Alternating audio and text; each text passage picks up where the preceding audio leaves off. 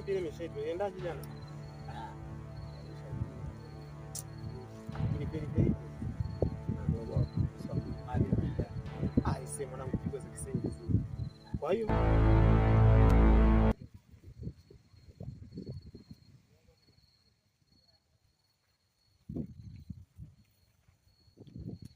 vijana mjambo.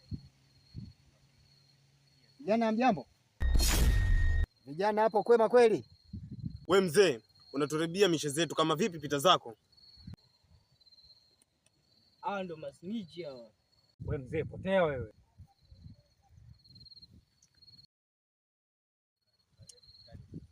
Vijana siku hizi bwana.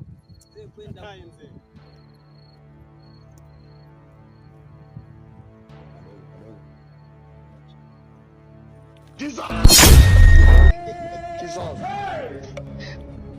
Hawa ndio wavieta wenyewe ni.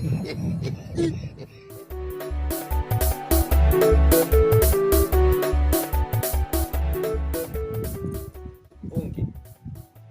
Jana Faza karudi saa 1 jioni kama sikosei. Afu cha ajabu anasema kwamba amekabwa. Amekabwa? Ndio. Amekabwa. Afu na mimi nilivyochunguza kwa kina, in professional association generation hawa wameakanyaga. Hao fanya kazi mziki. Inatakiwa watiliwe sumu wapungue mdogo. Ndio. Kuna bro mmoja anaitwa Kevin Mwandambo. Sijui kama unamjua. Asa huyo bro ni rafiki yangu kitambo sana. Na ni askari mpelelezi.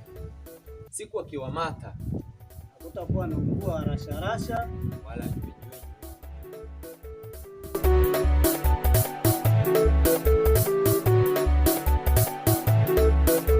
Vipi ndugu yangu? Safi vipi hali? Salama kwema.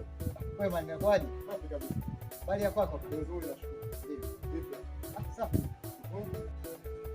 Bwana ndugu yangu, kwa malalamiko nimepokea kutoka kwa kijana wako. Unaweza kunipa maelekezo kidogo? Kuhusu jana Mzee, unaturibia mishe zetu kama vipi pita zako? Ndo masnitch hawa. We mzee, potea wewe.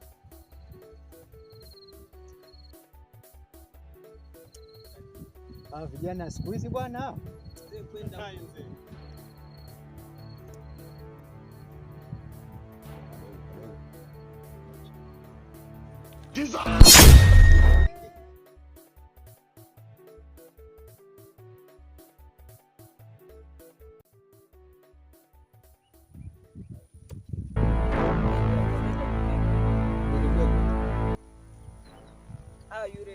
Yule bwege kabisa yule.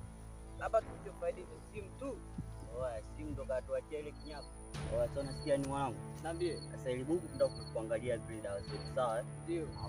Hii yani simu yenye kisafari kutoka kwa yake mkeo. Hii hapa ndo kaangalia mazingira. Sio maskani yenyewe imepoa. Ni kweli mzee. Ginga Chifu. Fresh. Kazi kunatia au sio? Atakuwa ameshaondoka nje. Okay.